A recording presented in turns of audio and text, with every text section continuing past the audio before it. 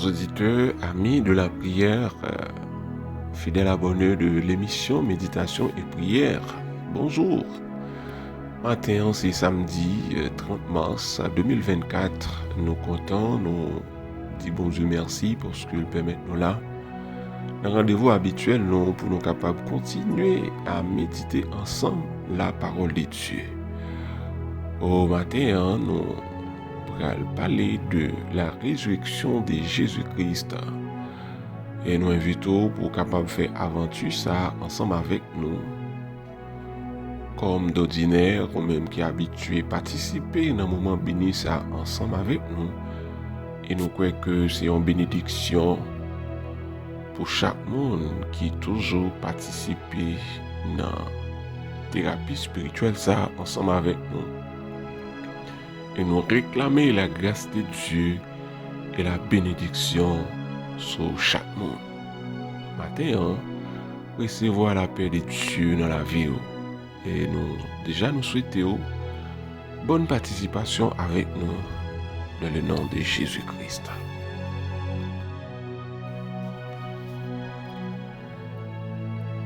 Jésus-Christ est ressuscité, il est bel et bien vivant aujourd'hui. Vérité ça constitue le fondement de la foi chrétienne. Est-ce que la résurrection a été faite réellement? Quel sens résurrection, qui importance événement ça a gagné dans la vie chrétienne? Dans un premier temps, nous allons lire les textes bibliques qui racontent ces événements extraordinaires, puis nous expliquerons en détail l'enjeu lié à la résurrection de Jésus-Christ. Enjeu d'ailleurs aux conséquences éternelles.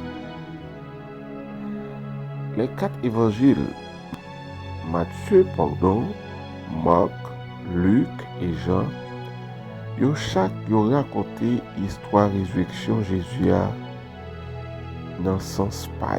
Différents contenus ça dans 4 évangiles, des fois ils sont capables de faire des débats. Mais toutefois, récit ça yo pas contredit. Mais tout simplement, c'est des complémentaires. Pour commencer, lisons les versions des événements donnés par Luc.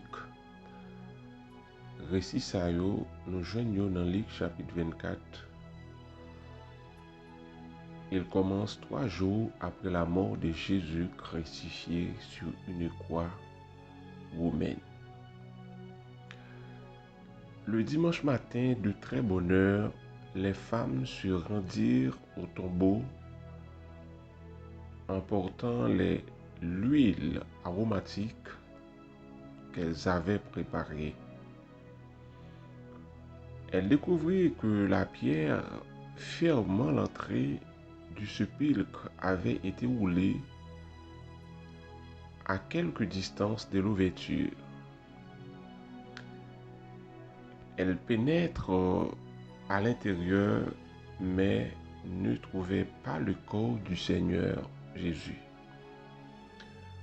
Pendant qu'elle en était encore à se demander ce que cela signifiait, 2 personnes vêtues d'habits étincelants se tinrent tout à coup devant elle. Elle était toute effrayée et baissait les yeux vers le sol. Il leur dit alors: pourquoi cherchez-vous parmi les morts celui qui est vivant? Il n'est plus ici, mais il est ressuscité. Rappelez-vous ce qu'il vous disait quand il était encore en Galilée. Il faut que le Fils de l'homme soit livré entre les mains des pécheurs et qu'il soit crucifié et qu'il ressuscite le 3e jour. Elle se souvient alors des paroles de Jésus. Elles revinrent du tombeau et allèrent tout raconté aux 11, ainsi qu'à tous les autres disciples. C'était Marie de Magdala, Jeanne, Marie, la mère de Jacques, quelques autres. La résurrection, cet événement historique raconté dans les 4 évangiles, est le point central de la foi chrétienne. Car si Jésus n'est pas ressuscité, la foi chrétienne n'a plus lieu d'être. Nous perdons notre temps. En effet, notre salut et notre espérance reposent sur le fait que Jésus est ressuscité. S'il ne l'est pas, nous sommes, comme le dit l'apôtre Paul, les plus à plaindre des hommes. Les chrétiens déclarent parler à une personne vivante, Jésus-Christ. Si Jésus est mort, cette affirmation est alors fausse. Et toutes nos expériences spirituelles ne sont qu'illusions psychologiques. Ainsi, la foi chrétienne repose sur la résurrection de Jésus-Christ. Elle dépend de l'authenticité des récits bibliques à ce sujet.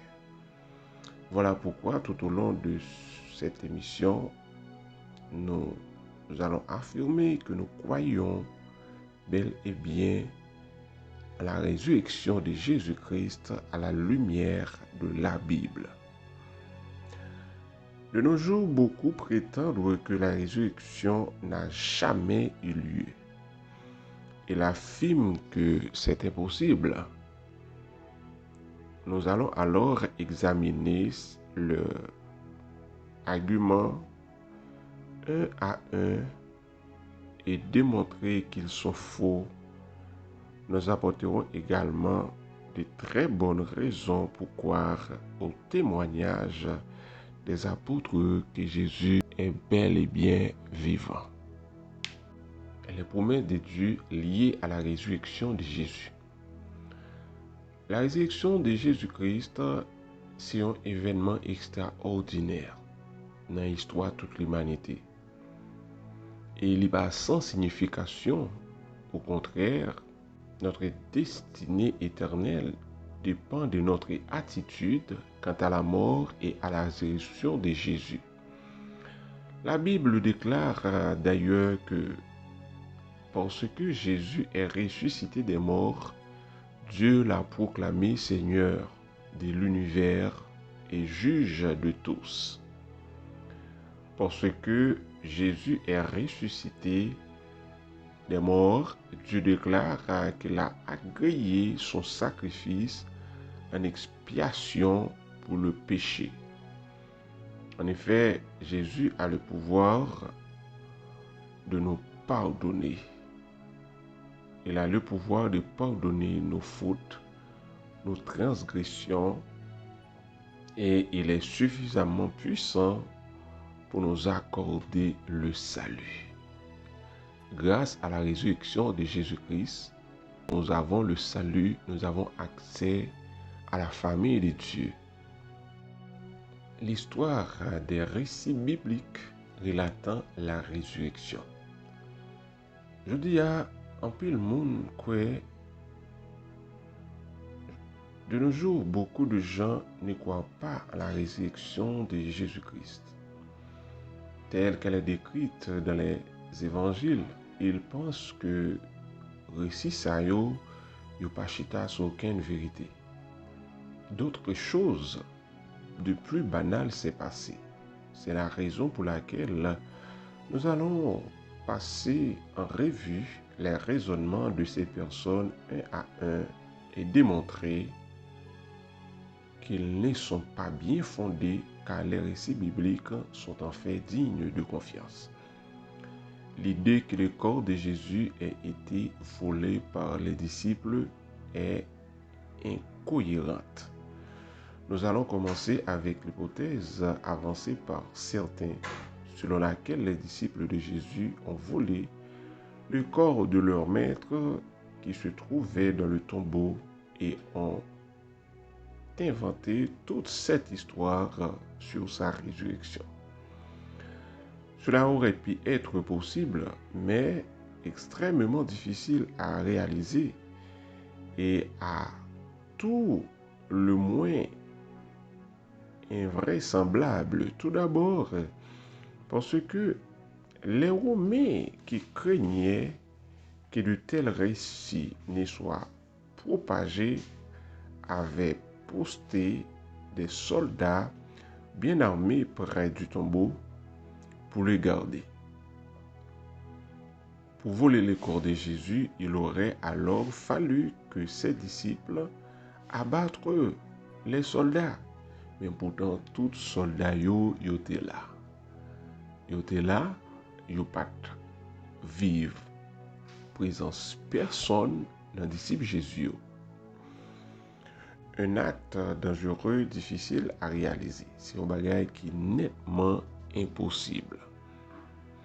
Parce qu'il se disposait que de peu d'âmes et qu'il n'avait aucune expérience en matière de combat. Disciple Jésus, il n'a pas d'expérience dans le combat. Il est vrai, il est capable d'épée accompagner. Mais en termes de combat militaire, il n'y a pas d'expérience là. Les soldats romains, quant à eux, étaient bien armés. Les soldats étaient bien armés, ils étaient bien équipés. Ils avaient reçu une formation et avaient déjà combattu. Les risques qu'ils soient vaincus par les disciples étaient infirmés. De plus, à cause de la mort de Jésus, ses disciples n'avaient plus ni la présence d'esprit, ni la force psychologique pour tenter un tel exploit. Les disciples n'ont pas gagné une telle imagination. La mort du Seigneur représentait la fin de leur rêve. Lorsque Jésus mourit, pour eux-mêmes, pas d'espoir encore. Quoique Jésus était déjà prédit résurrection. Elle les avait plongés dans la tristesse et le deuil. Les évangiles nous apprennent même qu'ils vivaient désormais dans la peur. À cause que Jésus était mort, ils ont même tout, ils ont peur pour que ils pas assassiné par rapport à c'était des partisans de Jésus-Christ. Ils craignaient en effet d'être poursuivis par les autorités. Ils tremblaient à la pensée de subir le même sort que Jésus. Ils étaient craints pour que ils pas tué la mort. Toute tentative de voler le corps de leur maître n'aurait qu'aggravé leur cas. Oui. Alors ils ont telle pensée pour eux-mêmes, c'est à pire parce que puisque ils étaient à marcher avec maître là, ils ont assassiné maître là, ils ont craint pour que eux-mêmes ils pas assassiné autour. Et ils ont telle pensée pour que ils ont volé comme Jésus, c'est à plus aggravant pour eux. Parce que ils étaient dans la peur. Ainsi, l'hypothèse que les disciples ont voulu le corps de Jésus est tout à fait exclue. Elle n'a aucun sens. Un tel scénario aurait nécessité de voler le corps de Jésus car les autorités, pour démentir une telle déclaration, auraient montré ce corps aux foules. Or, les autorités n'ont jamais pu produire de preuves aux gens, car elles n'en disposaient pas. Jésus ne se trouvait plus dans son tombeau, il était réellement ressuscité. Version que yo volé quand Jésus ça n'a pas de kembe. Pour le kembe, il faut que vous soyez capable de preuve, il faut que vous soyez capable de prouver que Jésus. Mais malheureusement, il n'y a pas de preuve tangible. Il n'y a pas de preuve convaincante pour que vous prouvé que les disciples ont volé comme Jésus. Eh bien, donc, par là, nous voyons que Jésus était bel et bien ressuscité Oui, pour nous les serviteurs et les servantes de Dieu, il est impérieux que nous croyions à la résurrection de Jésus-Christ.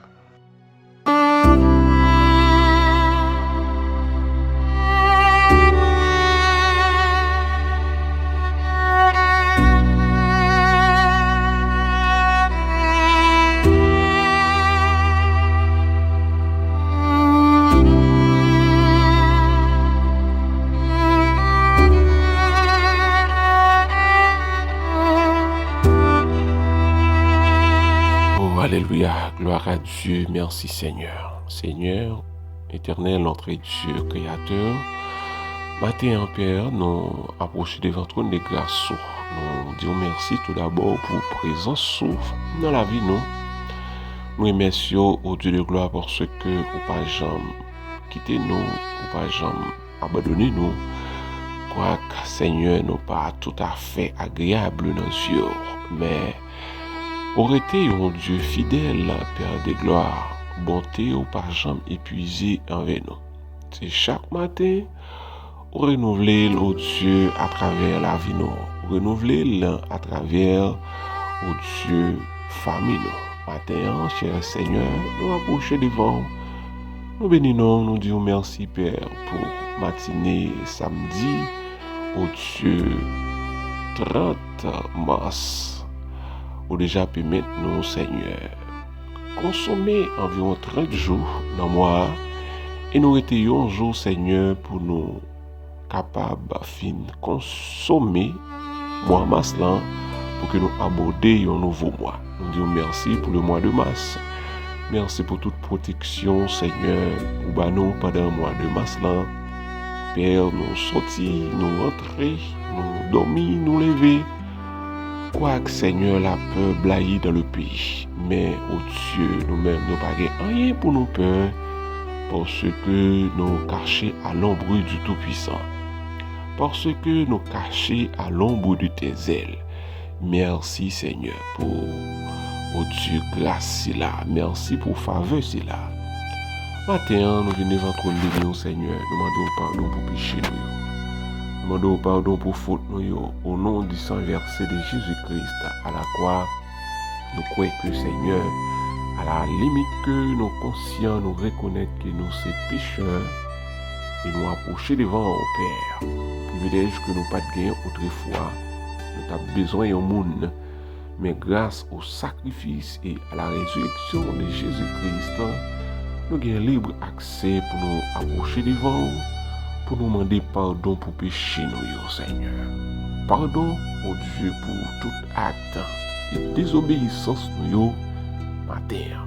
Nous demandons pardon, Seigneur, pour famille nous, pardon pour foyer nous, Seigneur. Pardon pour chaque, au Dieu chrétien, Seigneur, qui en faute. Pardon pour le pays d'Haïti. Matin, nous venons devant ton de grâce, nous remercions, Père, pour la révélation de ta parole. Oui, Seigneur, nous les chrétiens, nous croyons dans la résurrection Jésus. D'ailleurs, c'est base, au Dieu, la foi chrétienne, nous.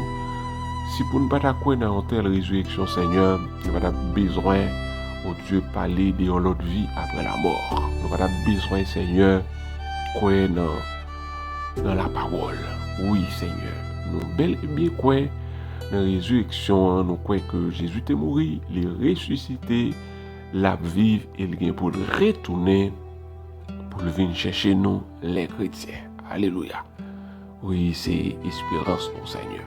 C'est espérance, nous, c'est plus gros, au Dieu, espérance, nous, que Seigneur va tourner, va venir chercher nous, pour que nous allions côté, on va le préparer pour nous. Gloire à Dieu.